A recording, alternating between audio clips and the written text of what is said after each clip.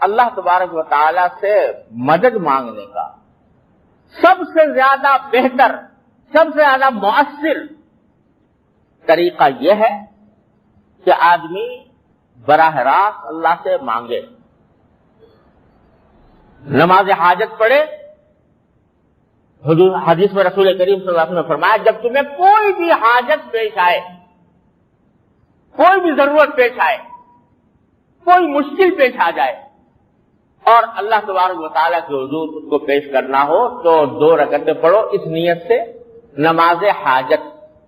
صلاۃ الحاجہ کہلاتی ہے، نماز حاجت کی نیت سے نماز پڑھو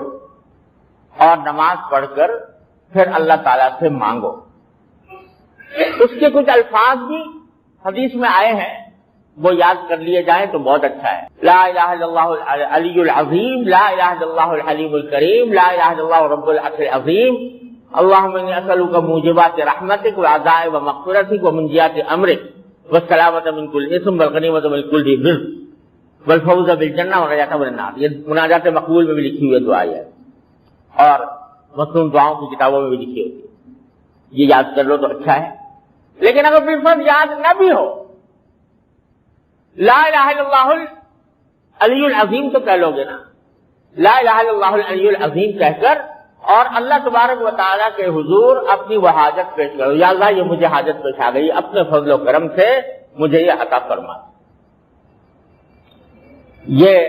نماز حاجت پڑھ کے دعا مانگنے کا طریقہ تمام حاجات، تمام مشکلات کو حل کرنے کے لیے سب سے زیادہ افضل، موجب ثواب اور سب سے زیادہ مؤثر ہے۔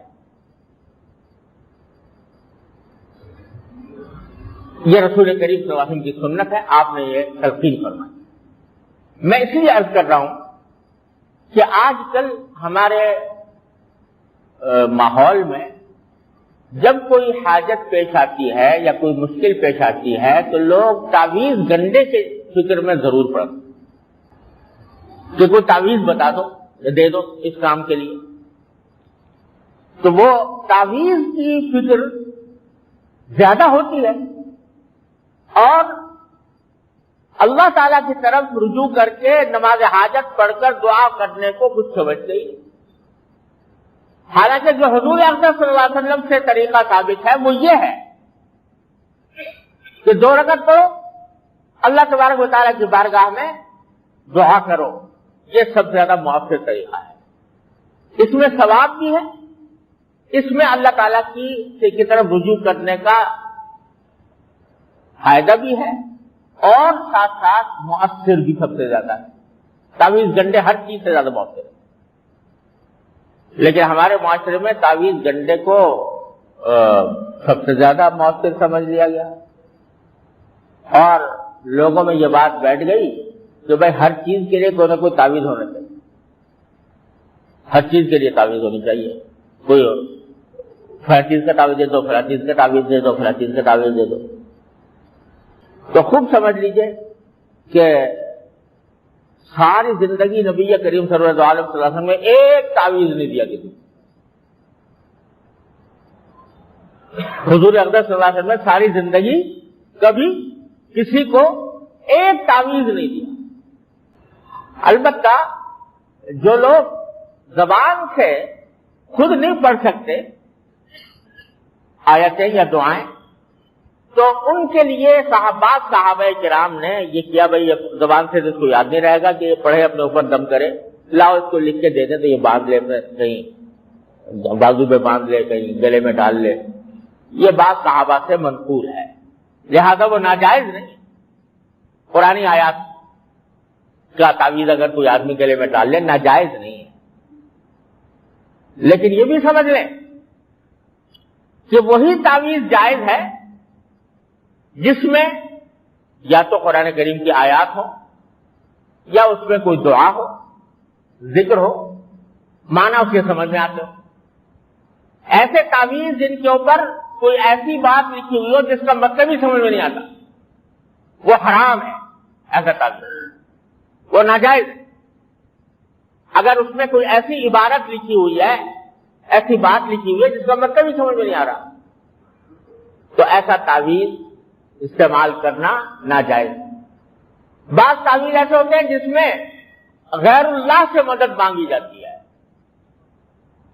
اللہ کے علاوہ کسی سے، اللہ بچائے، وہ چاہے نبی ہو، چاہے ولی ہو، چاہے کتنا بڑا بزرگ ہو، اللہ کے سوا کسی سے مراد نہیں مانگی جاتی، اور وہ شرک کے قریب انسان کو پہنچا دیتے۔ ایسے تعویذ بالکل حرام ہے، شرک کے قریب پہنچا دیتے ہیں انسان۔ ہاں جائز کیا ہے کہ بھئی قرآن کریم کی آیات ہیں، ان کو بھی ادب کے ساتھ اگر استعمال کیا جائے، یا کوئی ذکر ہے اللہ تبارک و تعالیٰ کا، یا کوئی دعا ہے وہ تعویذ میں لکھ دی گئی ہے، تو وہ جائز ہے، جائز ہے، لیکن نہ ثواب ہے اس میں کوئی۔ لوگ سمجھتے ہیں کہ جو لوگ یہ تعویذ گنڈے کرتے ہیں تو اس کا یہ روحانی علاج ہے، اس کا نام روحانی علاج رکھا ہوا ہے۔ کوئی روحانی علاج نہیں ہے، وہ ایسا علاج ہے جیسے کہ آپ حکیم کے پاس گئے، ڈاکٹر کے پاس گئے، ہومیوپیتھی کے پاس گئے، ایسے ہی کسی عامل کے پاس چلے۔ روحانی علاج کو کہنا ہی غلط، وہ بھی جسمانی علاج، اور اس میں نہ کوئی فضیلت ہے، نہ کوئی ثواب ہے، نہ کوئی تقدس اس سے وابستہ ہے، بس ایک جائز کام ہے۔ دعا کی ایسی چیز ہے کہ اگر دنیاوی مقصد کے لیے بھی کر رہے ہو اس پر بھی ثواب ہے۔ اگر کہو یا اللہ میرا قرضہ ادا کرا دیجئے، یا اللہ مجھے روزگار دلوا دیجئے، یا اللہ مجھے اولاد اچھی دے دیجئے، یا اللہ مجھے بیماری سے شفا دے دیجئے، مانگ رہے ہو اپنے لیے، لیکن ہر دعا پر اللہ تعالیٰ کے ہاں ثواب لکھا جا رہا ہے، عبادت ہے۔ لیکن تعویذ گنڈے میں کوئی عبادت نہیں ہے، نہ اس کے اوپر کوئی ثواب ہے۔ ہاں جائز ہے، جیسے اور علاج کرتے ہو یہ بھی علاج ہوا۔ یہ ہے تعویذ جو پیدا ہوئے ہیں نا، کیسے؟ نہ قرآن میں آئے نہ حدیث میں آئے، لیکن پیدا اسی لیے ہوئے کہ کسی بزرگ نے کوئی بات لکھ کے دے دی، کوئی کلمہ، اللہ تعالیٰ نے اس میں تاثیر پیدا کر دی، فائدہ ہو گیا، تو لوگوں نے کہا بھائی یہ تعویذ فلاں چیز کا بہت تعویذ ہو گیا، یہ بخار کا تعویذ ہے، یہ سر کے درد کا تعویذ ہے، یہ فلاں چیز کا تعویذ ہے، یہ اس طرح پیدا ہو گیا تعویذ۔ لیکن اصل بات یہ ہے کہ جب کبھی انسان کو کوئی حاجت، کوئی مشکل، کوئی پریشانی پیش آئے، تو جو طریقہ قرآن نے بتایا، جو نبی کریم صلی اللہ علیہ وسلم نے بتایا، اس کی طرف زیادہ توجہ دو، اور اس کو زیادہ اہم سمجھو، اس کو زیادہ مؤثر سمجھو، اور دوسری چیزوں کو اس کے مقابلے میں کمتر سمجھو۔ اب الٹا سمجھ لینا کہ تعویذ کو دعا سے افضل سمجھ لینا، اور یہ سمجھنا ہر چیز کا ایک تعویذ ہوتا ہے، تو یہ خیال جو ہے یہ غلط خیال ہے، اور یہ قرآن و سنت کی صحیح مرتبہ نہ دینے کی مرادف، اس سے پرہیز کرنا چاہیے۔ ہاں جو بھی آئے، میں کہتا ہوں سب سے اس سے زیادہ کوئی مؤثر نہ تعویذ ہے، نہ گنڈا ہے، نہ کوئی اور جھاڑ پھونک ہے، جو نبی کریم صلی اللہ علیہ وسلم نے بتا دی ہے، سرکار دو عالم صلی اللہ علیہ وسلم نے بتا دی ہے، اس کو یاد کر لو نماز حاجت، اور اس کے بعد کی جو دعا ہے لا الہ الا اللہ الحلیم الکریم، لا الہ الا اللہ العلی العظیم، لا الہ الا اللہ الحلیم الکریم، یہ دعا یاد کر کے اور ہر مقصد اللہ تبارک و تعالیٰ کی بارگاہ میں پیش کرنا چاہیے۔ اللہ تبارک و تعالیٰ اپنے فضل و کرم سے، اپنے رحمت سے ہم سب کو اس پر عمل کرنے کی توفیق عطا فرمائے۔